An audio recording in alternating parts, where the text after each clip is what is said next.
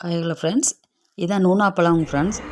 இது வந்து நோனிச்சேறு எடுக்கிறதுக்கு யூஸ் ஆகுறதுங்க ஃப்ரெண்ட்ஸ். இதுக்கு வந்து மலை பிரதேசத்தில் மஞ்சனத்தி பழம்னு சொல்லுவாங்க ஃப்ரெண்ட்ஸ். இந்த முள்ளங்கியை பார்த்தீங்கன்னா, இது வந்து எங்கள் வீட்டில் வளர்ந்த முள்ளங்கி ஃப்ரெண்ட்ஸ். ஒரு ஒரு தொட்டியில் ஒரு செடியை வச்சுருந்தோம். அது எப்படி வளர்ந்துருக்குன்னு பாருங்களேன்.